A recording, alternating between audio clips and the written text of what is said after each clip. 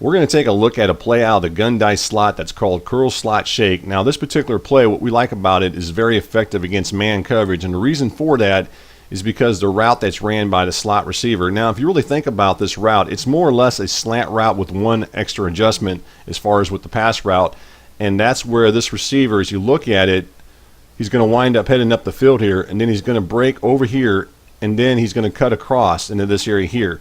It's at this point where he winds up breaking out here is where he usually winds up getting a separation, and he ends up coming across, and that's where we can wind up making that throw to him. Now what we're going to show here is a couple things that we like to do to make sure that he's open as far as some hot route adjustments. So let's go ahead and take a look at the defense first as far as what the defensive coverages look like. And this one, we're going to run this against two-man under. Bump and run man coverage has been called, so just keep that in mind as you're watching through it.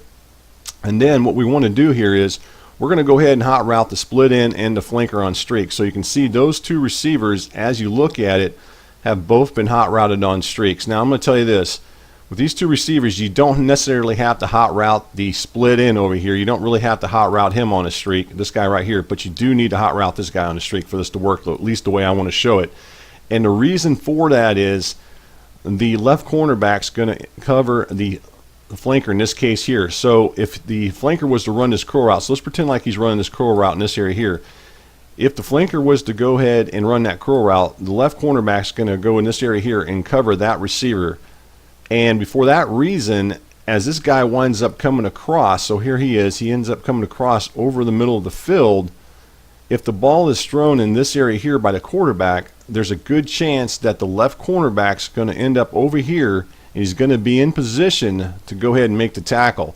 So by doing this, by sending this receiver on a streak, this is the flanker that we're going to go ahead and send on a streak, then this is going to go ahead and draw this left cornerback deep as well. Plus, it's also going to go ahead and draw the strong safety deep.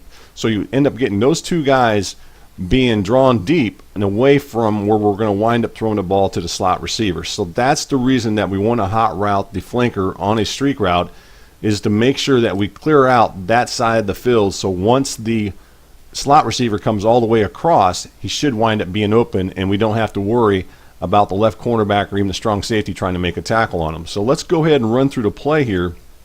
There is one other thing that I want to talk about before we actually run the play.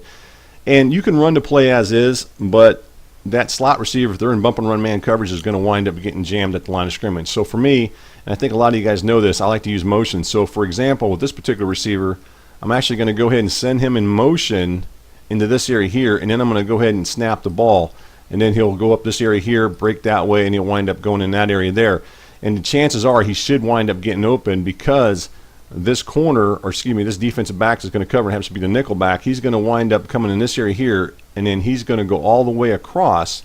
And hopefully what I wind up getting here is that this receiver will actually get a step or two on the nickel back where I can go ahead and make that throw to him. And that's the idea of this play. So I'll wind up throwing the ball somewhere in this area here where this receiver can make the catch and wind up having a nice chance of picking up some extra yardage as he winds up heading up the field. And that's the idea of this. So let's go ahead and actually run through the play, and you can see what winds up happening on the field. Here's the motion right there. He goes up the field. We're going to go ahead and pause it right there.